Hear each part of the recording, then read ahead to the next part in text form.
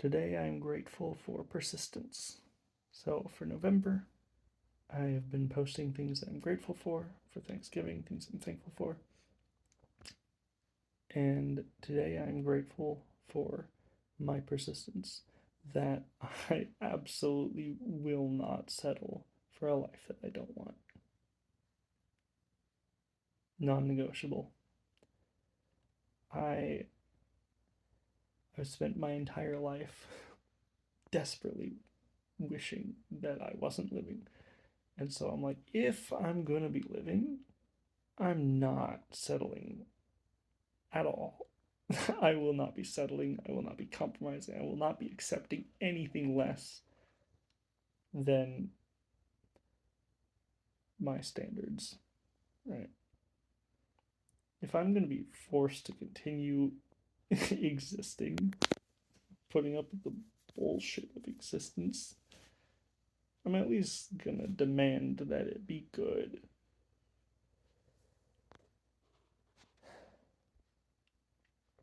For example, I could say one of my previous videos, I take it back. I had posted that I was grateful for breath, and I was thinking about that, and I'm like, actually, no. Most of the time, I am completely unaware of my breath, and you hear about, well, no, dang it, I don't like the way this video is going. I was really liking the way that this video was going, but then I was like, wait a minute, hold on, that transition didn't make sense. maybe I can try to make it make sense instead of having to re-record this all over and phrase it differently. Yeah, so I, I was thinking about that video. I just didn't like in this current recording of this video how I didn't like transition, like how those two topics connected. Everything that I laid out in the first part of this video that I explained very well in this attempt at recording it, and then I guess let me.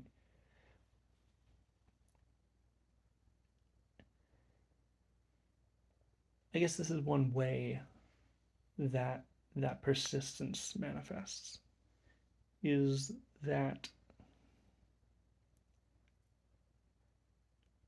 I'm not willing, because I'm not willing to settle and accept less. I'm not willing to I feel like having put out a video that I actually in retrospect do not agree with, I need to address that. I can't just leave that unacknowledged and have people thinking that I think things that I don't, even though that's also just like none of my business. That's a whole nother rant. That's a completely different tangent about how like it's kind of none of my business what anyone thinks because they're gonna misinterpret what I say anyways and whatever. So at the very least, if I'm going to exist, I'm going to just be me. So yeah, one of the ways in which that persistence can manifest is in me reflecting on the choices I have made, the things that I've said, and being like, hold up, nope, actually, I don't quite agree with something I've said before. This is what I think now. Right? We're all allowed to change our minds on things. And in fact, I personally highly encourage it. I think that is a very good metric for intelligence is when you realize you were wrong, how quickly can you change your mind? Or instead, are you just going to cling to your old belief? Right? That's a good metric for intelligence, is how quickly can you change your mind when you realize that you are wrong. Anyways, so I was reflecting on that video and I realized, nope, actually, I'm not grateful for my breath. most of the time I'm unaware of it. But you hear of these people who they sound batshit crazy, where they're like just overjoyed and ecstatic and just like high on life, and every breath is a gift from God, and blah blah blah. And honestly, it sounds like a mental illness to me, where just everything about life is so wonderful, and I have literally the exact opposite. The the occasional time where I do pay attention to my breath, like if I'm meditating, I try to meditate daily if I can, but you know, maybe I'll do it daily for a while and then not for a while and then not a practice I've stuck with long term. But when I am, even if I'm not meditating, if I'm just like randomly happen to notice my breath, I'd say like 80 to 90% of the time that I'm aware of my breath. Or let me rephrase that. So like 99% of the time I'm not aware of my breath. But of all the time that I am aware of my breath, maybe 80 to 90% of that time, I hate it. I am actively dreading every next breath. Every breath is like actively a painful, horrible experience to me. Everything about existence is a horrible, painful experience to me. There's nothing joyful or enjoyable about it.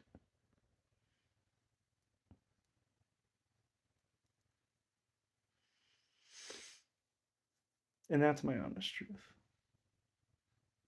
Not this bullshit generic grateful for breath video that I posted just because that's something that people tend to say as a part of a gratitude journal. And that observation, I'm going to be very, very specific about that. That's one of the things I learned this year better than I've ever been able to do before in my entire life is to not decide how I feel about something, to observe how I feel about something.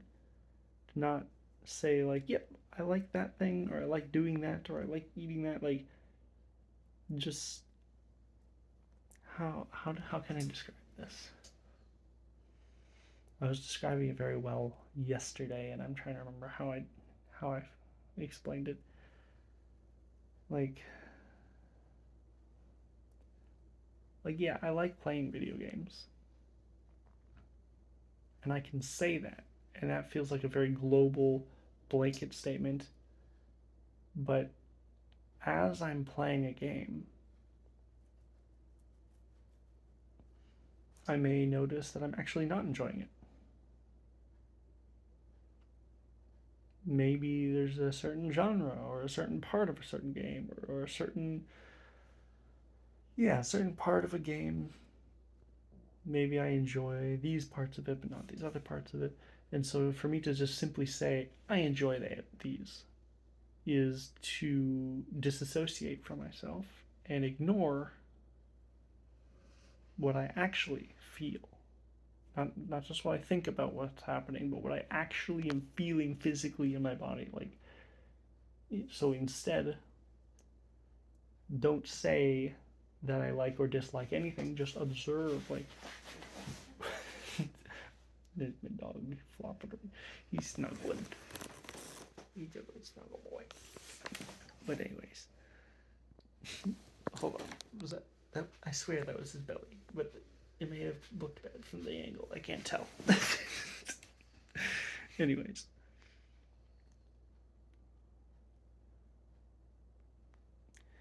yeah, it's a very multi-layer video, so I can kind of recap. We we should pay attention to how we actually feel about things instead of deciding how we feel about things. Let our body tell us what you actually feel.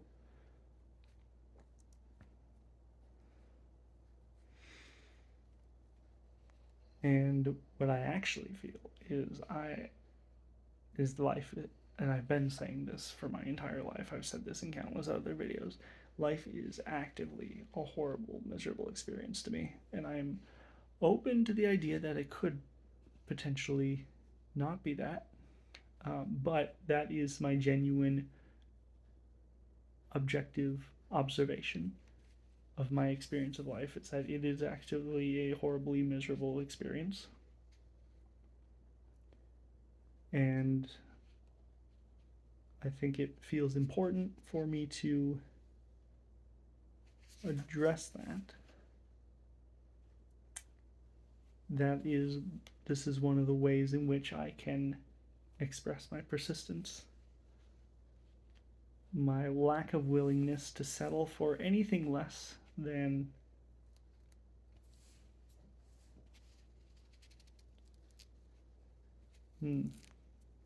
less than what? That would be a very good thing to be able to specify.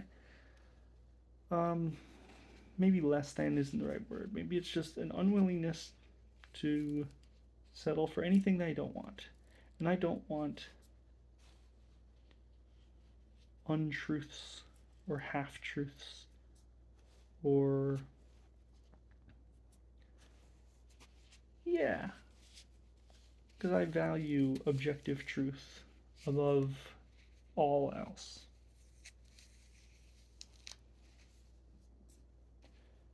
That feels like a statement that I can be confident in. And so I'm just simply not willing to settle in that department. That is non-negotiable for me. And so I felt the need to address that, right? That is one.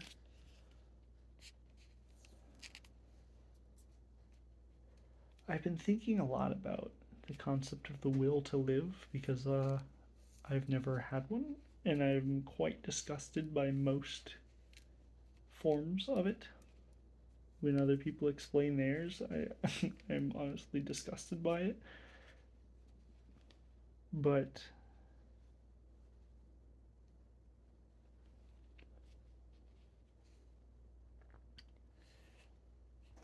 I can't help but think that maybe there's something there. Specifically, in when I say there, what I mean by that is what I was just talking about before. Um, the persistence, that maybe there's something in that persistence that could be considered. Well, no, the persistence comes from the value, the fact that I value objective truth.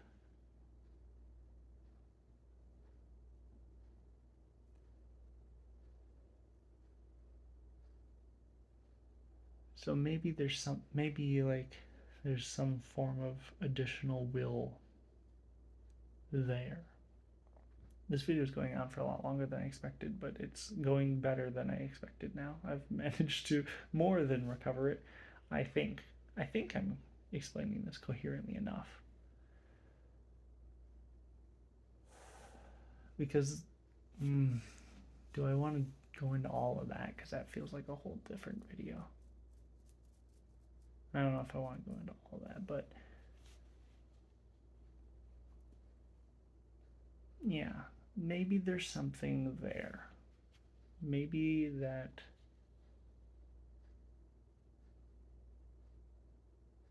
is where my will is, because like I do things. I do accomplish things. Like I managed to go to work every day this summer working on a farm. I managed to shower at a reasonable interval. I wasn't all gross. I managed to do laundry. I had to feed my dog every day. I do things. So like there's some form of will there. There's something there. And I'm like, where is it? What is that? I've been really, really trying to pay attention to that. And not really getting anywhere yet. but just maybe it's somehow tied to that value or the persistence that comes from valuing objective truth. I don't know. I think that's as far as I'm going to go because there's a lot more I could say on that, but